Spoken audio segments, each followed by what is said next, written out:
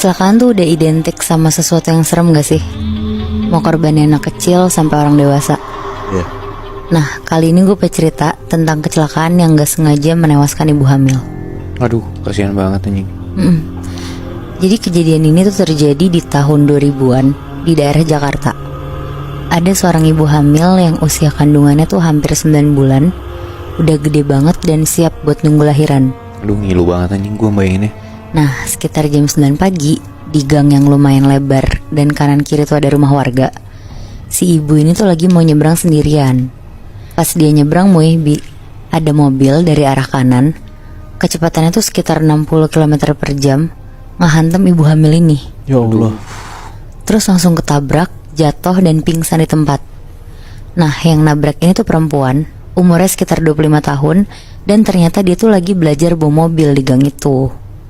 Jadi alasan dia nabrak adalah dia tuh mau nginjek rem, tapi yang keinjek tuh malah gas. Aduh. Jadi kebayangkan kencengnya tuh semana kalau kaget keinjek. Iya. Akhirnya rame lah tuh sekitar Moebi, warga-warga yang lewat jalan itu, sampai orang-orang yang di dalam rumah pun pada keluar. Ibu hamil ini tuh langsung dibawa ke rumah sakit sama warga yang nolongin. Tapi sayangnya nyawanya dia dan bayinya tuh gak ketolong. Sempet ricuh tuh di rumah sakit. Suaminya si ibu itu pun datang dan minta pertanggungjawaban sama yang nabrak.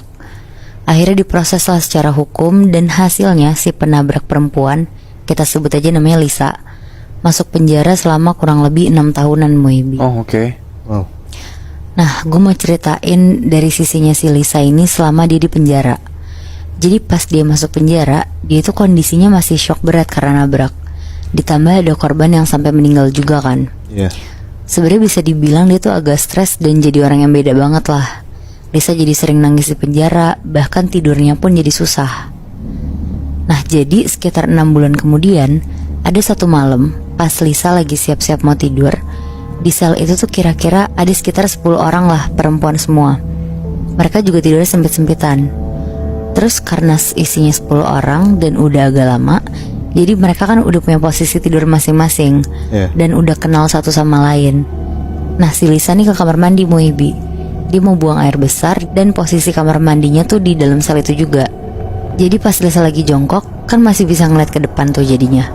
Dia ngeliat tuh dengan jelas kalau teman-teman satu sel tuh udah pada tidur semua. Tapi pas Lisa nunduk untuk ngambil air, pas dia lagi lihat ke depan, Lisa ngeliat dengan jelas ada perempuan di pojok sel lagi jongkok sambil nunduk gitu Moebi. Jadi sama-sama jongkok lihat-lihatan gitu. Enggak, yang satu nunduk di pojok. Si Lisa ngeliat si yang nunduk ini. Penasaran kan si Lisa ini tuh siapa? Soalnya gak ada teman selnya mirip sama perempuan di pojok ini. Dipercepatlah buang airnya sama si Lisa. Pas dia udah selesai, dia samperin nih perempuan ini. Lisa jongkok sambil nyolek-nyolek perempuan yang lagi nunduk ini.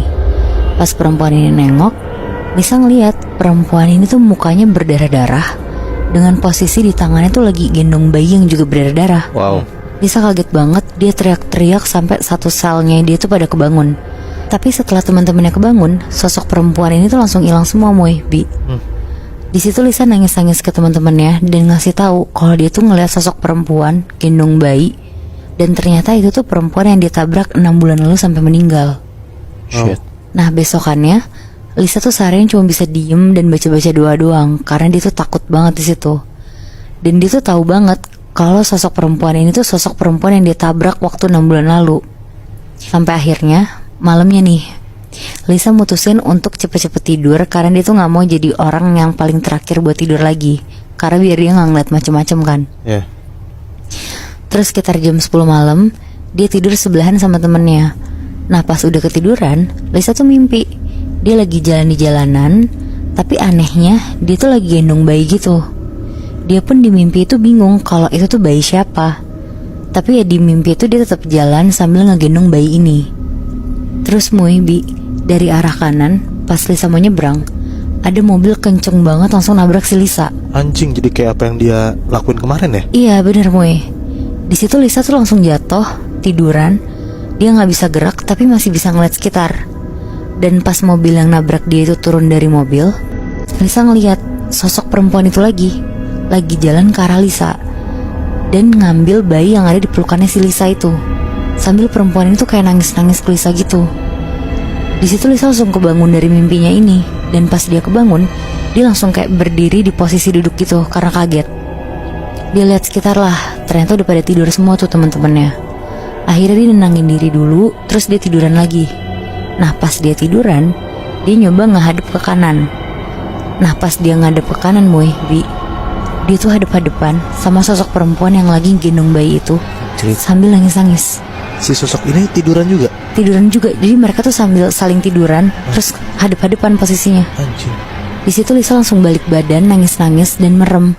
Dia juga teriak-teriak bilang, maafin saya, maaf saya nggak sengaja. Sampai ada temannya tuh yang kebangun juga dan nyoba buat nenangin Lisa di situ. Dia ngajak Lisa buat berdoa di malam itu juga, karena dia tuh ngeliat Lisa udah 2 malam berturut-turut benar-benar digentayangin sama korban kecelakaan itu terus. Akhirnya mereka sama-sama yasinan lah berdua. Lisa baca doa sambil nangis-nangis. Terus dia juga berusaha buat fokus ngedoain dan minta maaf lah tulus banget sama sosok ini. Dan di malam-malam selanjutnya, Lisa tuh masih tetap digentayangin sosok ini Bi. Cuma udah gak se-ekstrim 2 malam itu.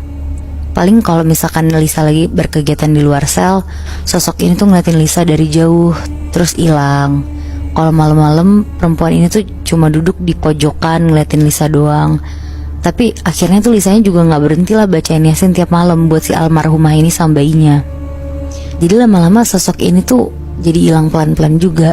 Tapi selama dia didatengin sama si sosok ini, korban dari apa yang dia tabrak gitu ya, itu dia lama-lama jadi kebiasa tuh gimana tuh Nat? Nah lama-lama itu jadi biasa aja karena dia juga yakin kalau dia tuh setiap malam ngedoain si almarhumah ini kan sama bayinya.